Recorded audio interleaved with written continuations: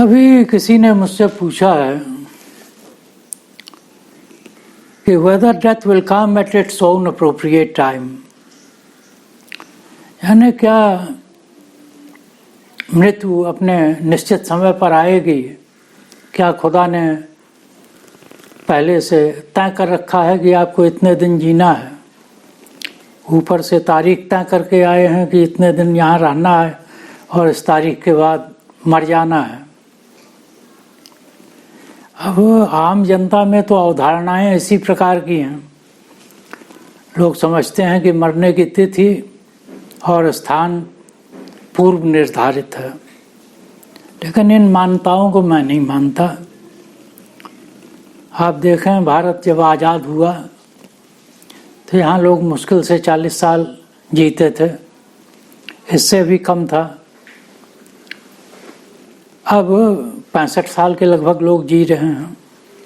कई देशों में लोगों की आयु अब इतनी बढ़ गई है, 80-85 साल हो गई औसत। और जो लोग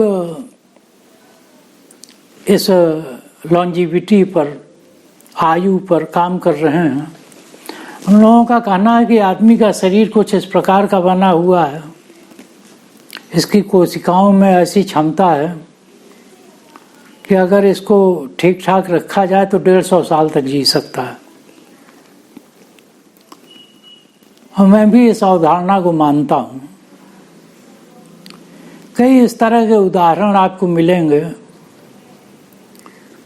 कि आदमी 100 साल से ऊपर बड़े आराम से जी रहा है। अब आयु के बारे में अभी सन 1990 तक पूजनीय देवराहा बाबा जी थे, उनकी आयु बताई जाती है लगभग 900 साल थी। यहीं वृंदावन में मचान पर लोग दर्शन करने जाते थे। हिंदुस्तान का कोई बड़ा नेता, कोई प्रधानमंत्री ऐसा नहीं जो उनके दर्शन के लिए न गया हो।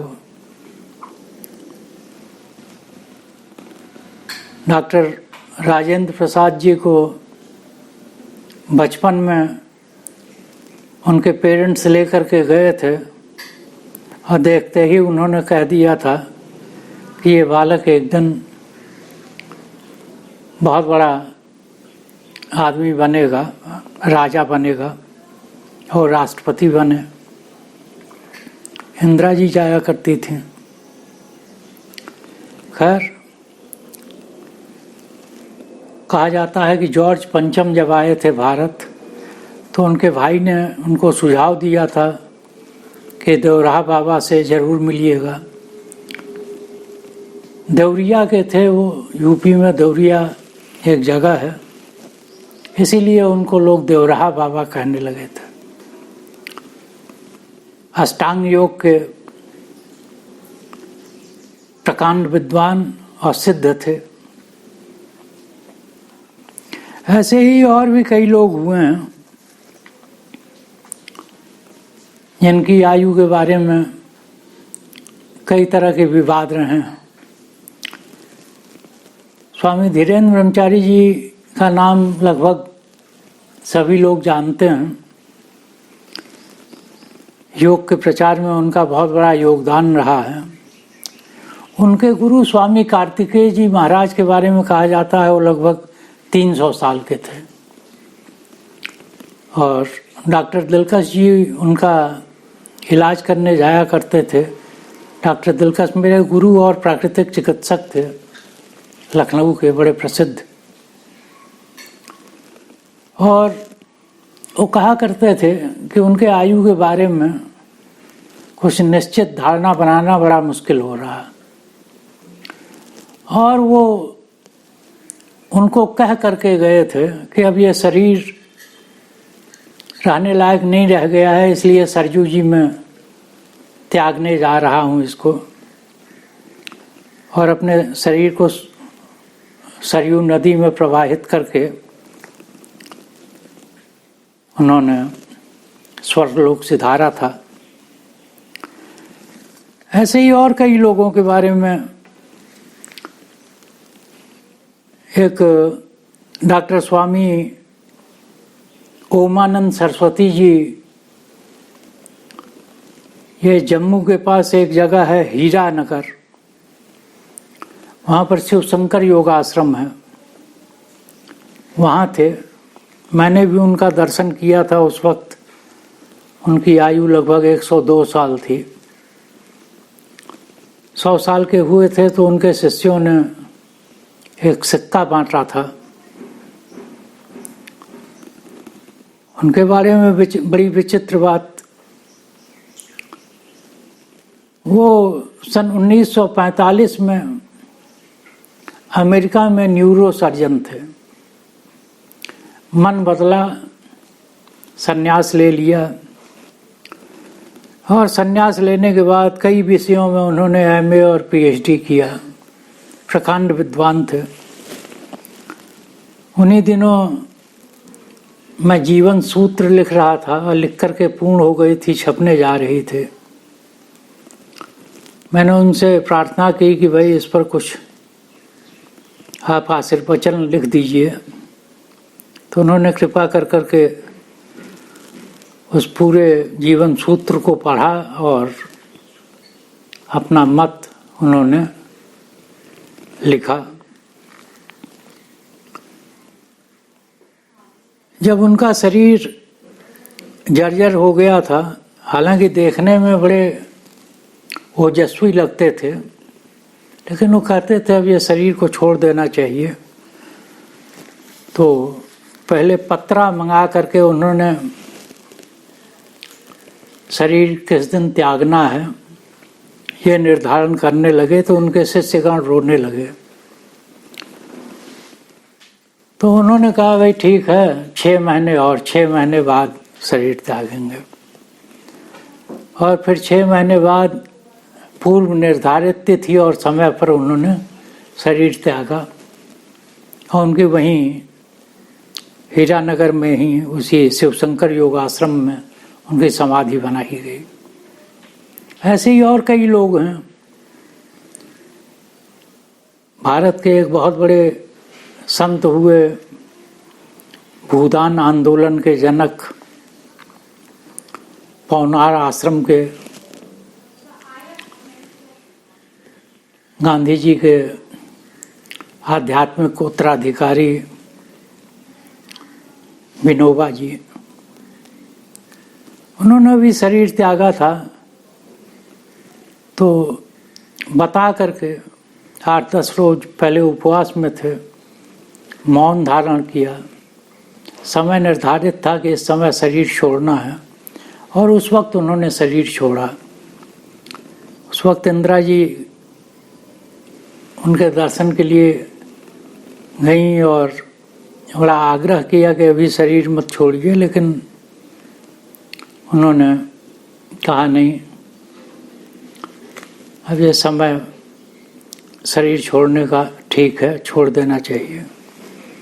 तो ऐसे तमाम लोगों के बारे में कहानियाँ कही जाती हैं। कईयों के बारे में हम लोगों ने देखा है।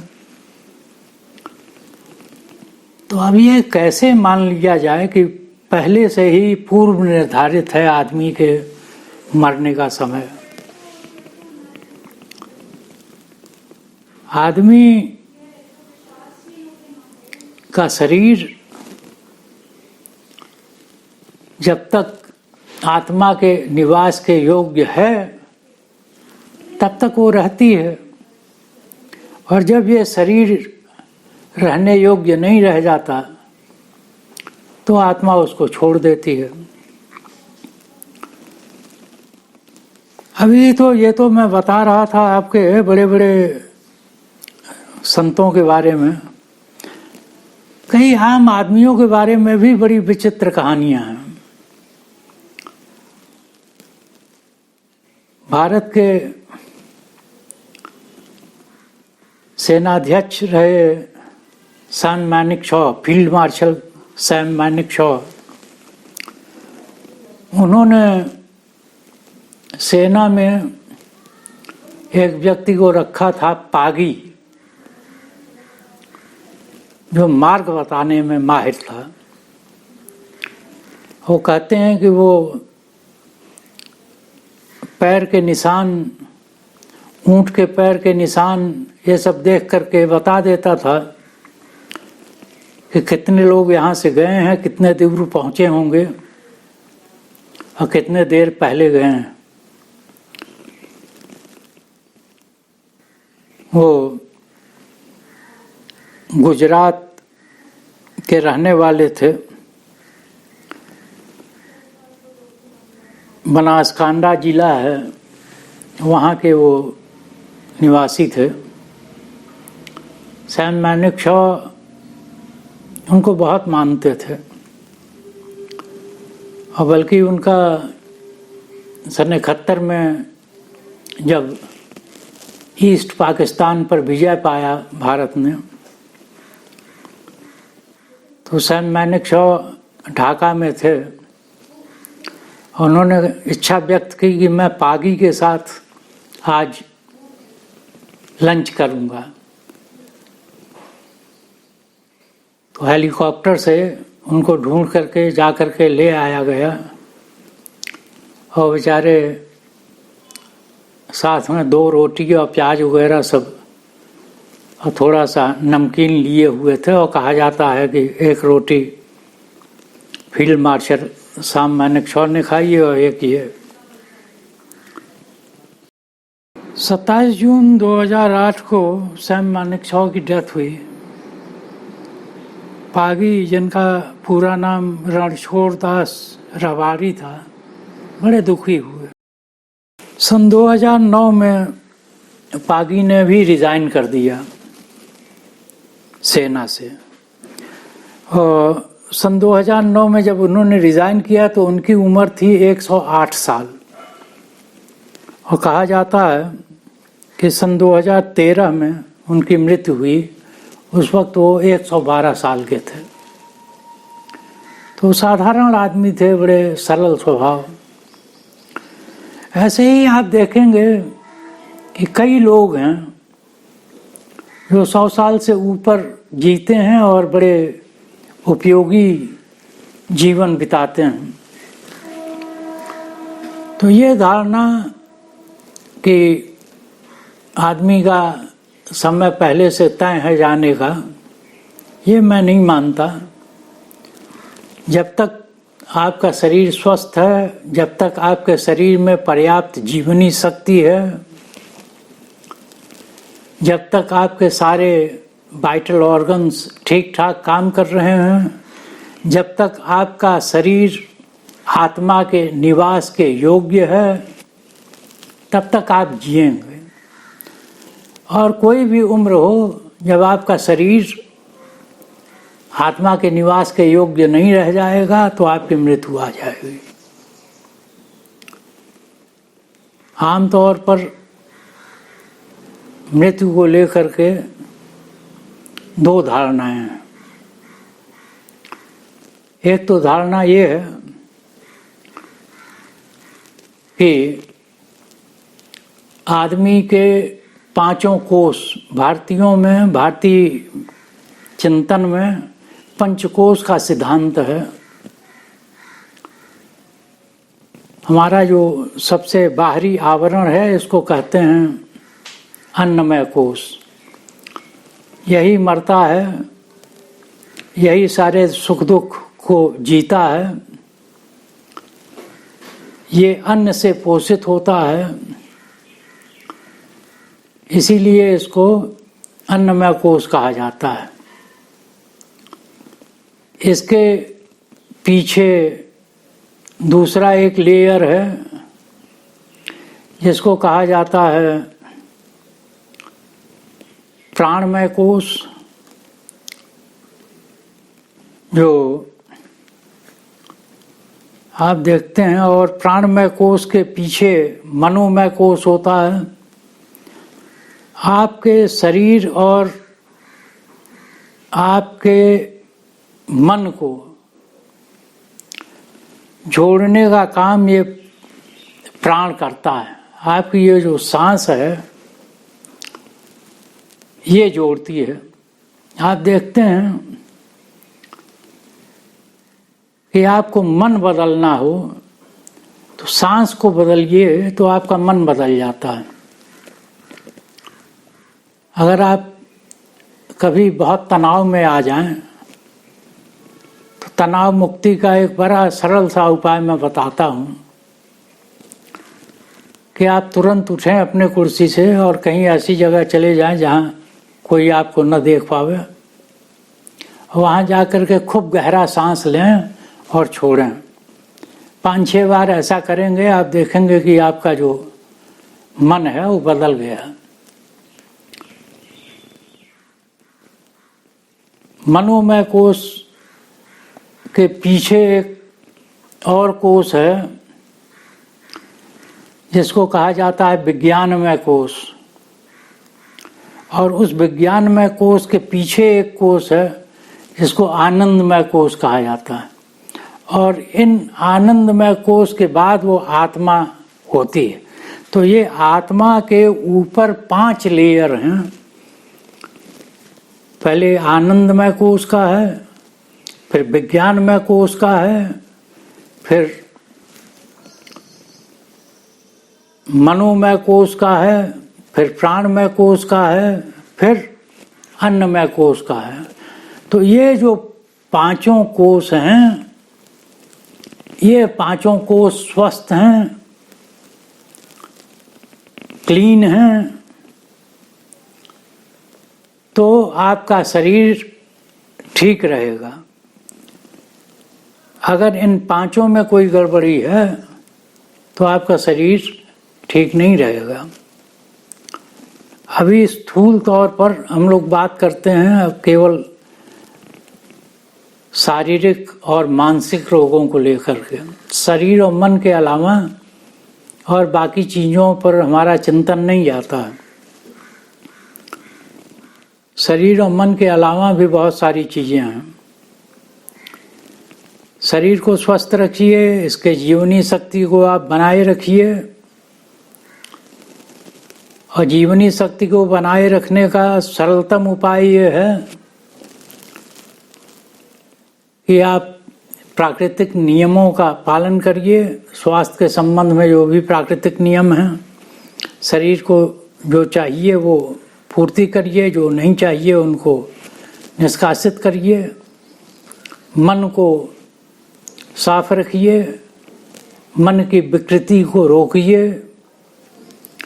अब ये ऐसे विषय हैं जिन पर अलग से बात करने की ज़रूरत है। अभी जो प्रश्न है वो केवल इतना है कि क्या आदमी के मरने का समय पूर्व निर्धारित है? बिल्कुल नहीं। जब तक आपका शरीर प्राण के रहने योग्य, आत्मा के रहने योग्य है, तब तक आप मरेंगे नहीं, तब तक आप जिंदा रहेंगे। और जब ये शरीर इस लायक नहीं रह जाएगा कि आत्मा इसमें निवास कर सके, इसके कई महत्वपूर्ण वाइटल ऑर्गन्स क्षतिग्रस्त हो जाएं, या कहीं आपको एक्सीडेंट हो जाए जिससे शरीर की कई चीज़ें क्षतिग्रस्त हो जाएं, तो आपको मरना है, मृत्यु आएगी ही। तो एक तो ये एस्पेक्ट है, और दूसरा एक और है एस्पेक्ट योगियों का। योगी ये मानते हैं कि सारे दुखों का मूल कारण प्रकृति और पुरुष का संयोग है। सांख्य दर्शन में ये 2 अनादि तत्व हैं, और इनका जब संयोग होता है तो 3 प्रकार के दुख पैदा हो जाते हैं: आदि भौतिक, आदि दैविक और आध्यात्मिक। इन तीनों दुखों से निवृत्ति तभी हो सकती है जबकि इन दोनों का जो संयोग है, प्रकृति और पुरुष का, ये खत्म हो। वैसे इनका संयोग हो नहीं सकता, क्योंकि प्रकृति सक्रिय है लेकिन चेतन नहीं है। आत्मा या पुरुष चैतन्य है परंतु निष्क्रिय है। सांख्य दर्शन के आचार्यों ने इसका बड़ा अच्छा एक उदाहरण दिया है कि ये दोनों साथ में काम कैसे करते हैं। इनका दोनों के साथ रहने पर ही काम होता है।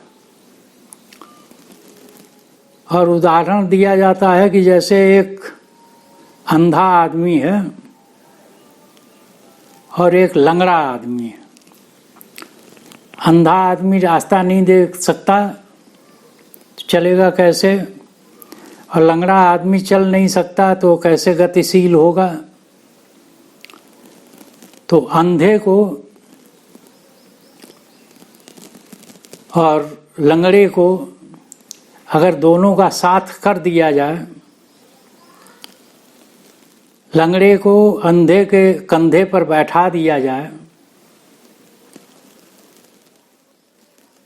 तो लंगड़ा अंधे को रास्ता बताता चलेगा और दोनों जहाँ पहुँचना है वहाँ पहुँच जाएंगे। तो प्रकृति और पुरुष जब दोनों साथ में होते हैं तो सारी क्रियाएं होती हैं। पुरुष की छाया प्रकृति पर पड़ती है तो प्रकृति क्रियाशील हो उठता है और ये सारी दुनिया में जितनी चीज़ें आप देख रहे हैं इनकी रचना शुरू हो जाती है। फिर उसके प्रलोभन में जीव पड़ा रहता है। और प्रकृति त्रिगुणात्मक है, सत रज और तम 3 गुण हैं और इन्हीं गुणों का विस्तार है ये दुनिया। जब योग और वैराग्य से, योगाभ्यास और वैराग्य से आप इन गुणों के प्रभाव से मुक्त हो जाते हैं, इनमें आकर्षण खत्म हो जाता है, तब दोनों का संयोग खत्म होता है और आप दुखों से छुटकारा पा लेते हैं। तो योगी लोग जब ऐसी अवस्था को प्राप्त हो जाते हैं योग साधना से, तो फिर उनका यहाँ बने रहने का कोई इच्छा नहीं होती और वो शरीर को त्याग देते हैं। निर्विकल्प समाधि के बाद वैसे भी कहा जाता है कि 21 दिन से ज़्यादा शरीर फिर नहीं टिकता है। कई ऐसे लोग हुए जो निर्विकल्प समाधि में जाने के बाद भी यहाँ जन कल्याण के लिए कुछ काम करने के लिए रुक जाते हैं, वो अपवाद है। वो जब चाहते हैं तो अपने शरीर को छोड़ के जा सकते हैं, क्योंकि उनका कोई इस दुनिया में आकर्षण नहीं रह जाता। तो इस तरह की अवधारणाएं हैं। इन सब अवधारणाओं को देखते हुए मैं तो ये कहूँगा कि आप अपने शरीर को और अपने मन स्वस्थ रखें, स्वच्छ रखें और प्रसन्न रखें और पूरा जीवन जिएं, इसकी चिंता छोड़ करके कि मृत्यु कब आएगी। जब आना होगा आएगी। आप अपने जीवन को जितना सुखी बना करके जी सकते हैं ये जिएं, यही आपका कर्तव्य है। धन्यवाद।